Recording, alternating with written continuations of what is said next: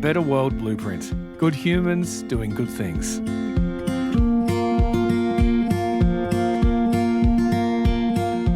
Every day, we soak up the news of the world. It's on radio, social feeds, TV. You can't avoid it. And what we get from the news is a lot of toxic stuff. It's war, famine, climate change. But this news, it's not the full story. Because amidst all that toxic stuff, there are some healing tonics. People doing everything they can to restore some kind of balance. And that's what you'll get here. People trying to make the world a better place. Good stories to balance out your soul. Welcome to A Better World Blueprint. Dr. Lisa Searle has worked with Médecins Sans Frontières, or MSF, for 17 years. During that time, she's worked in countries all over the world, including Pakistan, the Democratic Republic of Congo, Ethiopia, Ukraine, and Haiti. Also known as Doctors Without Borders, MSF is an international independent medical humanitarian organisation. Most recently, Lisa has returned from Sudan, where she worked in the south, an area in need of dire support after the start of the civil war that began in 2023. I hope you enjoy this chat with Dr. Lisa Searle from MSF. Hello, Lisa, and welcome to A Better World Blueprint. Hi, Siobhan. Thanks so much for having me on the program. It's a pleasure to have you.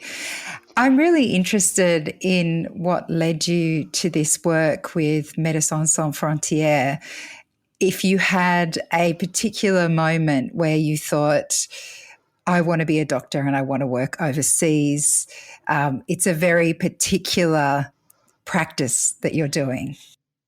It is. It's a very particular practice. And yeah, there definitely was a defining moment for me, which came at the quite young age of 15. Wow. I wasn't really sure until then what I wanted to do, although I had been, throughout my childhood, I was always very aware of my privilege, and I was very aware of how much I had compared to other people. Even other people living in this country, but also people living in different countries around the world, and people being born into war and into famine and poverty and all of these things. And I remember seeing those images on the television and just asking myself why was I so lucky to have been born into a loving family with parents who gave me every opportunity and really provided a wonderful, safe home and a safe learning environment, and really encouraged me to be anything that I could be. So I had all of that opportunity and I had all that privilege in front of me from a very young age, and I was quite aware of that. And then when I was 15, I was studying French at high school, and it was my high school French teacher who, in one of our French lessons, introduced us to this concept of this organisation which was started by a group of French doctors and journalists, and has now grown to become one of the bigger humanitarian organisations that works around the world. This organisation called Médecins Sans Frontières, or the English name Doctors Without Borders. We usually refer to the organisation by its acronym because it's a bit of a mouthful, whichever language you use. So we normally call it MSF, and I'll continue to refer to the organisation as MSF throughout this conversation.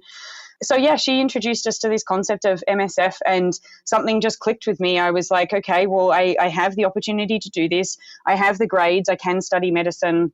And I can pursue this line of work. And so I set myself on a trajectory at that point, and I studied medicine, and I did everything I could to prepare myself to be a good humanitarian, to be a useful humanitarian, and to go off and work in these places where people had so little, and where people were being bombarded by violence and natural disasters and terrible governance and all of the horrible things that we see in the news.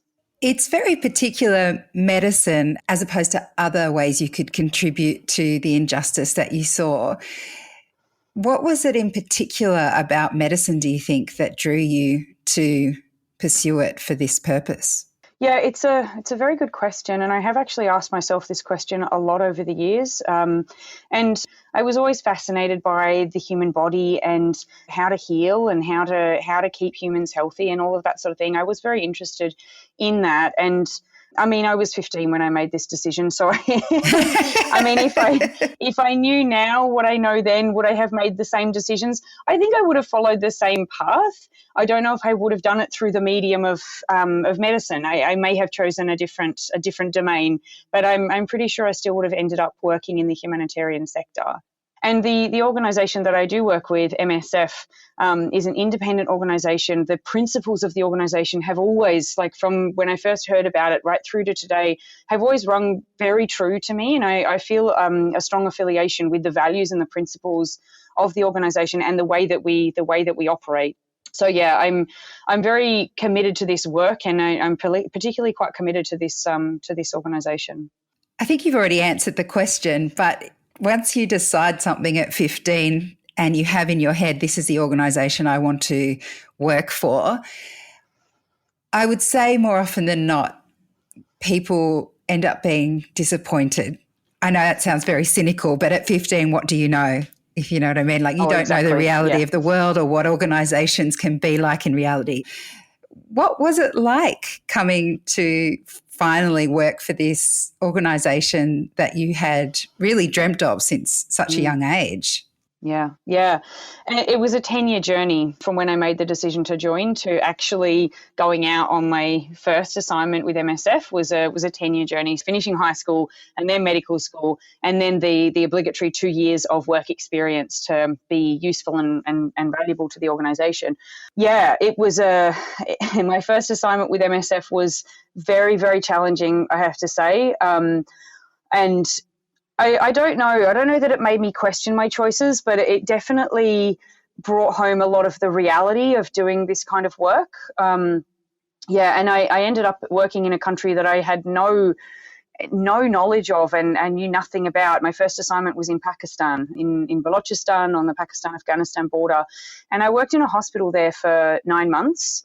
And I was placed into a position as not only obstetrician gynecologist, so I was managing the labour ward and I was managing the caesarean sections and the emergency maternity emergencies and that sort of thing, but I was also in charge of leading a big group of people. So I was 26 years old, managing like this huge group of very sassy Pakistani nurses and midwives who knew a lot more than me about the work that they were doing and had been working in this place for a long time and that sort of thing. So I had a lot to catch up on in terms of that management capacity. That was something that I didn't really feel prepared for going in. I knew that I would be doing very challenging medical work.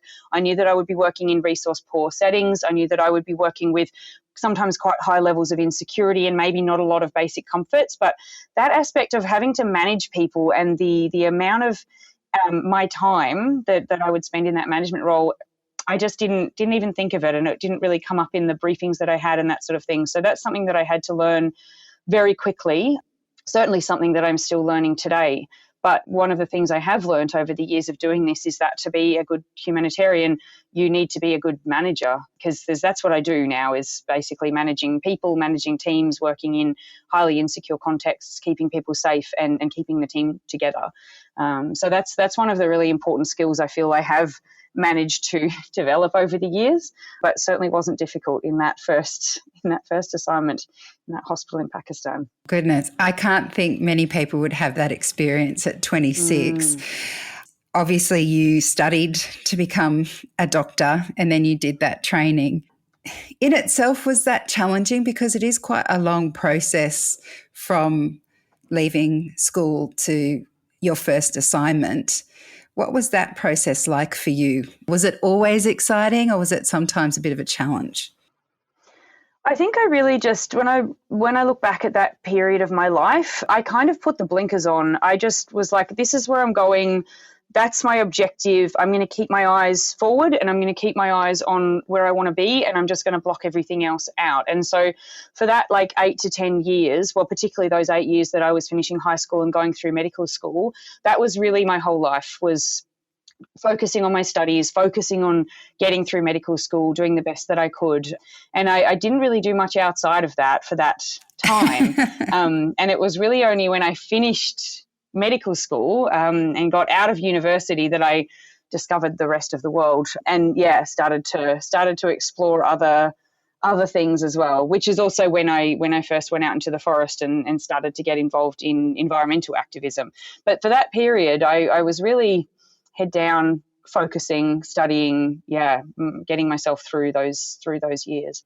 That's extraordinary to me on a number of levels. But the thing that stands out, I think, for me is when you hear people who are that driven to achieve a goal, it's not so often altruistic like this goal was. There's something that drives people. It might be skills acquisition. It might be a certain type of career that earns them money or fame or those sorts of things. It's not often that people are so driven to achieve an altruistic goal that you had set yourself. Are you able to pinpoint or articulate what you think it was that lit that spark in you? I know you said you're aware of your privilege growing up, but this is a really powerful driving force within you from such a young age. I'm wondering if you have any sense of where it came from. Look, I think as I mentioned, my parents really encouraged me to do what I wanted and to be what I wanted, and really kind of opened those doors and gave me that freedom to explore and to look around. And I think it was just that sense of injustice. I've just always felt this very deep feeling of injustice, and I feel that very acutely. And I have done since I was a child right through to today. And when I see injustice happening in front of me, I just can't not act. I don't know what that is. I don't know where that came from exactly or why there's that spark inside me. But I see and examples in everyday life or examples in the environmental work that I do or the humanitarian work that I do. When I'm faced with that injustice, I have to do something. But I've always been a very action-oriented person as well. I'm very driven to act. I'm more into doing than talking about doing. And so, I think that's part of what drives me as well. I'm like, we could sit around and talk about this all we want, or I could actually go out and do what I'm talking about and live this life and bring help to people that need it. On every level, that sounds incredibly challenging. But I'm wondering if there's anything that you see as a particular stumble along the way for you. Oh, look, I've definitely had some moments of weakness and moments of darkness doing this work. It's extremely challenging work, and the places that I work and the people that I work with and the things that I've seen, sometimes it's a lot to take. I would say I think the biggest moments of weakness that I've had comes from I guess being scared that I'm not enough, being scared that I'm not good enough to do this work and that I don't have the capacity to give what I need to give. And the only moments really throughout this last, what am I up to now? 17 years, I think, of doing this work. The only moments I've really had where I've thought, I don't know if I can do this anymore, is when I'm doubting my own abilities. I have those moments of self-doubt, and sometimes that's because I'm in a really challenging project. I'm overloaded with work. I can't keep up with the workload. I can't keep up with all of the demands on my time, and I get that feeling of like drowning, and then I start questioning, am I really cut out for this? Am I being useful? Like am I actually good enough to be able to help, or should I go and do something that's a bit easier and something that I can be better at? But I've managed to always pull myself through those times, mainly from support from colleagues and support from family and friends, and taking a break and regrouping and just thinking, okay, maybe that wasn't a personal failure, maybe that was a learning experience, and I was in a very challenging, like acknowledging that I'm working in very challenging conditions, and I'm not perfect. I'm not always going to be able to perfectly respond to every situation, and there are always things that I could do better, but that's human nature. So I think I've learned to be a bit more kind to myself over the years as well. I'm a very harsh self-critic. Which is incredible given the work that you do. Staying with the fact that the work you do by its very nature puts you into environments that must be distressing. As you mentioned, you've seen a lot of things that I would imagine are very confronting and challenging to deal with emotionally, even whilst you're working. How do you manage that? Yeah, it's a good question. I personally employ dark humor quite a lot, particularly when I'm going through those periods. I mean, I think there's a time for reflection, there's a time for processing, and it's not when we're in the middle of it. It's not when we're on the front lines. It's not when we're still in that fighting mode and when we're dealing with really difficult stuff. And so I lean on my colleagues a lot in those situations. I mean, we lean on each other. It's something horrific that we're all going through together. And that helps a lot, I think, for myself, but also for the people that I work with, like knowing that you're not doing this alone, you're there as part of a team, but also seeing the impact of what we're doing. Like, it's incredibly impactful work. It's incredibly meaningful work. And no matter how dark things get and how difficult things get, being able to see the people and being able to see the improvement that we are making or the impact that we're having on people's lives, it does bring hope. And sometimes when you're thinking, oh my God, everything is so terrible right now, sometimes all it takes is somebody to come up, and it might be a mother whose baby was dying of malaria, and we've managed to save that baby's life, and she comes up and just takes hold of your hands and says, thank you for being here, and thank you for saving my baby's life. Those moments are really powerful. And then, of course, there's the time for processing and reflection, which comes afterwards. And I do think that this stage is very important. And I do try to give myself that time to take time out to rest and to process and to talk things through, whether that talking through is with friends or family members. More often than not, it's with colleagues. It's often quite difficult for people that haven't lived through war zones and haven't done humanitarian work to really understand what it's like. But the connections that I've built over the years with some of my MSF colleagues is really powerful, and that helps. Like, I have people that I can call up and be like, hey, can we talk about this? Because I'm not feeling great, and I kind of need someone to talk to. But also getting professional help when needed. And we do have, like, MSF as an organisation has a fantastic staff health program to offer more professional support when needed. And I do tap into that on a regular basis. Sometimes when I'm in the middle of a crisis, when I'm just like, oh my God, I can't do this anymore, I can't watch one more baby die, or I'm having some really difficult interpersonal conflict with a colleague, which is very, very frustrating because I'm in the middle of a war, and what I have to deal with is a really awkward and difficult interpersonal conflict situation with a member of my team. Then sometimes I'll get on the phone to the staff health unit and be like, hey, I need to talk some stuff through. Can I get some strategies and support for doing this?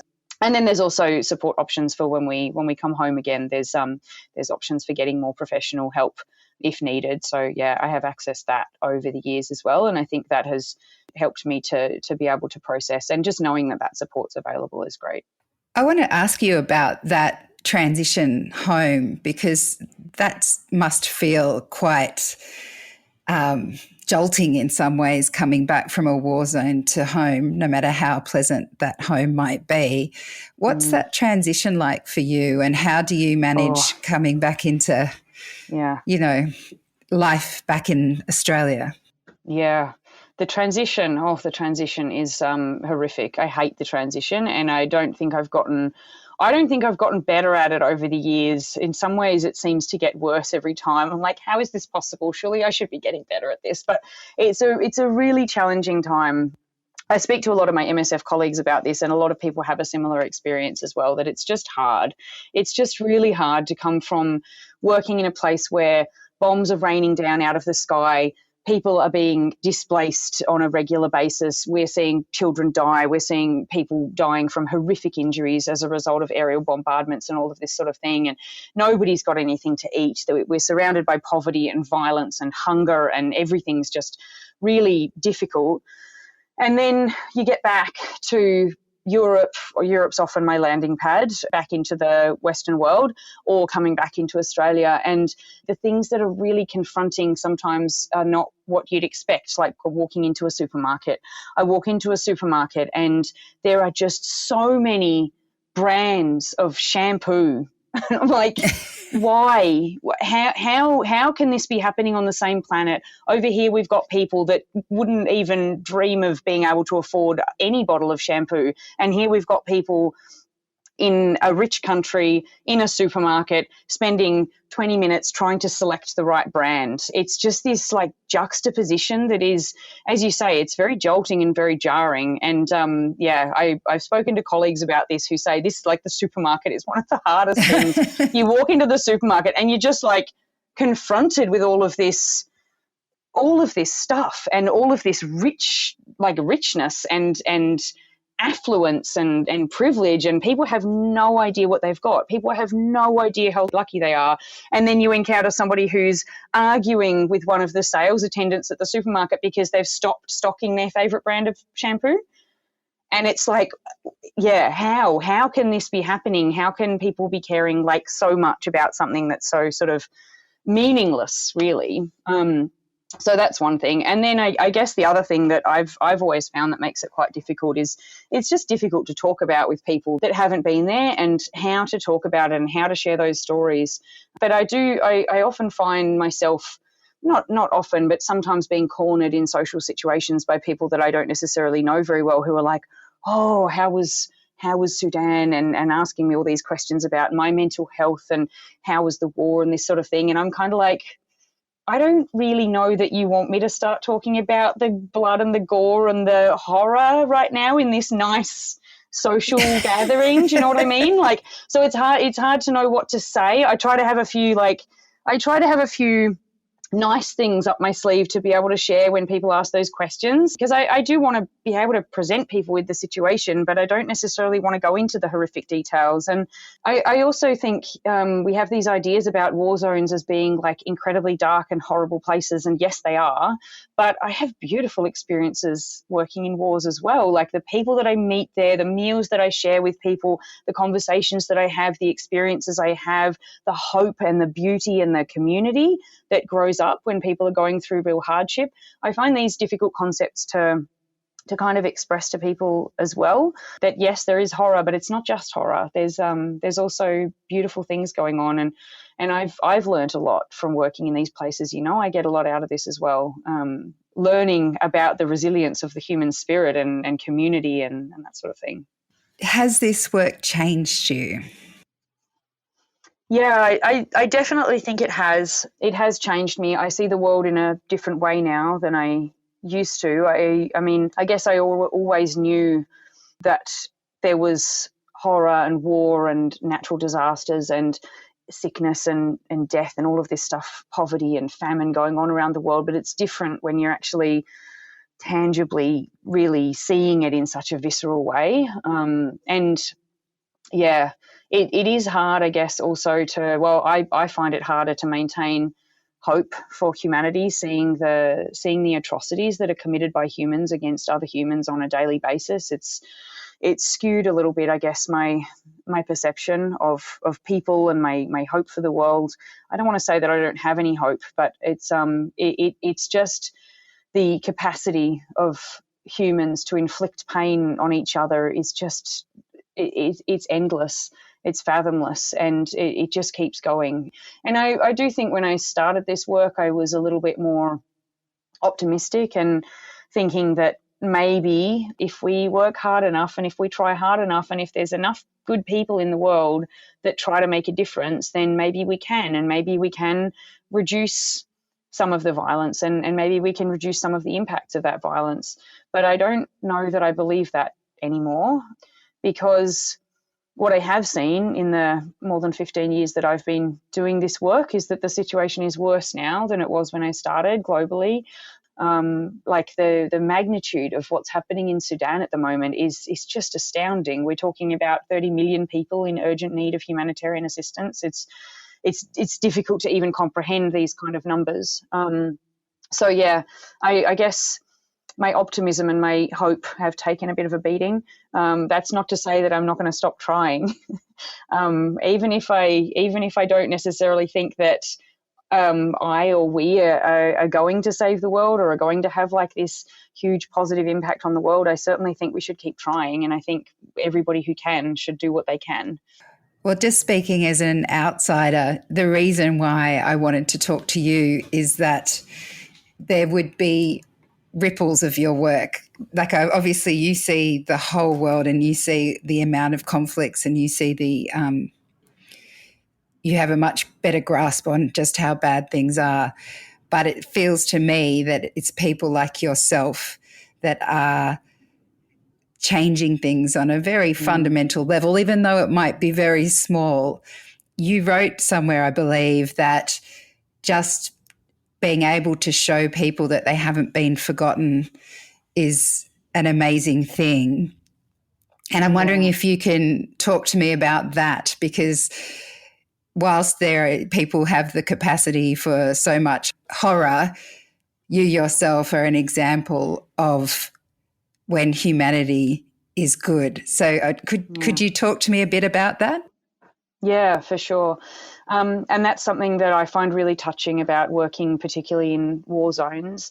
And we call this solidarity in the humanitarian world. It's that concept of being physically present, even if we can't really do that much in terms of like concrete humanitarian assistance, but being present with the people that are there suffering and giving them that sense that they haven't been forgotten and that they're not alone. And I've seen that in every place that I've worked. And I've had people coming up to me and saying, thank you for being here, because if you weren't here, nobody would be here and nobody would know what's going on. And also asking me, I have a lot of particularly colleagues that I've worked with in various war zones around the world who come up to me and say, please tell the world what's happening here. They need to know that this is happening and that they need to come and help us.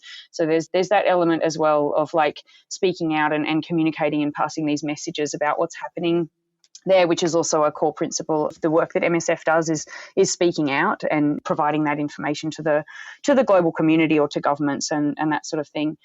I remember one moment I had when I was working in Ukraine. I was actually working in the underground metro stations in Ukraine in a city called Kharkiv in the east of the country. Big city and big metro station network. And when the bombs started raining down, many people left, but a lot of them couldn't leave because they were elderly, they didn't have any money, they were disabled, either physically or mentally disabled. They'd either lost their homes, so their homes had been bombed, or it was just not safe to be out on the streets and in those neighbourhoods anymore. So they went underground and they went into the metro stations, and we were therefore running mobile clinics in the metro stations. And sometimes I was wondering, are we really doing much here? Like we were doing mental health consultations. We were also giving out medications for chronic diseases, and we're also treating infections and treating minor injuries and that sort of thing. And then I remember one night, because it was always night clinics that we did, we just finished our clinic and we were sort of packing up for the night. And this woman who was she was actually one of the metro station workers. She'd always been so gruff, and she'd always been very like, oh, you're here again. Oh, I suppose you want to set up your clinic. She was really like rough and always had this scowl on her face and kind of gave us the impression that we were not, she didn't really want us there, but she would kind of tolerate our presence and let us do our clinic. And she called me over at the end of this clinic, and she gave me an apple, which was quite special because fresh fruit was very, very rare in Ukraine at that time. She gave me an apple and she gave me a big hug. And she started crying and she said, thank you for being here, because you're the only ones that are, and you give us this feeling that we're not forgotten and that there is still hope for us. And that was a really nice moment, yeah. It sounds like maybe if your hope's been chipped away at over the years, you've probably given back to those you're helping what you yourself has lost. Yeah. Are there any other examples of the impact you've seen? You talked about the mother thanking you for helping their child survive malaria, and that lovely gruff woman from the the underground in the Ukraine. Are there any Are there any other?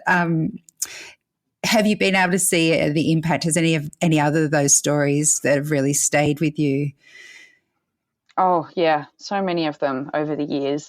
I will talk a little bit about Haiti. I've done a lot of work in Haiti over the years, and the work I've done in Haiti has mostly been with survivors of sexual and gender-based violence. I first went to Haiti in 2015 to set up a clinic for provision of care, both physical and so medical and psychosocial care for survivors of sexual and gender-based violence. And I've been back a few times over the years to check on the clinic and to set up a training unit to teach others about sexual violence and about how to manage sexual violence cases. And I've seen so many cases in that clinic over the years. One that really has stood out for me was an 11-year-old girl. This was in the early days of our clinic as well. An 11-year-old girl who was out at the market and she was raped, which is not an uncommon occurrence in Haiti or in many of the places where I work. Girls and women go out to the market and they're pulled into a dark alley and raped. She went home and she told her parents what had happened to her. She told her father that she had been raped by this unknown man in the market. And her father instantly blamed her and said, "You shouldn't have been out there. You shouldn't have been dressed like that. What were you doing out at that time? You've tainted you've tainted the family. You're now ruined. You're no good for marriage. You're not my daughter anymore." And he kicked her out of the house. Wow. And she came to our clinic. She was pretty much nonverbal when she came into our clinic. She was very, very traumatized. She was brought in by a female relative. I think it was her aunt who brought her in. Her aunt had heard about our clinic and knew that was a place that they could go. And we had a small safe house, or we have a small safe house in the clinic, so we can actually keep people there if their social situation requires it. If they're not safe to go home, then we can keep people in the clinic. So she stayed with us, and because she got to us within there's a window period following an episode of sexual violence of 72 hours. And if a survivor gets to us within that time period, we can prevent HIV infection, we can also prevent unwanted pregnancy, and we can also prevent other sexually transmitted infections like hepatitis B and tetanus and chlamydia and gonorrhea and a whole heap of other things. So we were able to give her all of that medication and that treatment to treat the medical consequences. But then, of course, as with all cases of sexual violence, the social implications is what often has the most devastating effect on someone's life. And now we've got this 11-year-old girl who's been disowned by her family and doesn't have anywhere to go and doesn't know what to do with herself. We have social workers working in our clinic, and so we started to work on rebuilding those family connections. And through that, we were actually able to convince the father to come in to the clinic, and we had a number of mediated sessions between this young girl and her father with the social worker. And over a period of a couple of weeks, we were actually able to rebuild that connection. We were able to help the father to understand that it wasn't his daughter's fault what had happened to her, that she was still okay, that she was still, that she could still go on to live a healthy, happy life, and she could still get married and have children and all of those things. And at the end of that story, we watched this beautiful young girl go out the door with her father and with his arm around her, and they were laughing and joking together. And it was a really beautiful moment to see that we had been able to help this family to recover from something that was so traumatic and potentially extremely damaging for this family. Oh, that's an incredible story. Yeah. Lisa, thank you so much for spending so much time with me. It's incredible to hear about the work that you do and what you give back to make this world better. So thank you. Thank you. Dr. Lisa Searle from Médecins Sans Frontières. If you'd like to support Lisa's work, you'll find links to MSF in the episode notes. I'm Siobhan Hunt. See you next time on A Better World Blueprint.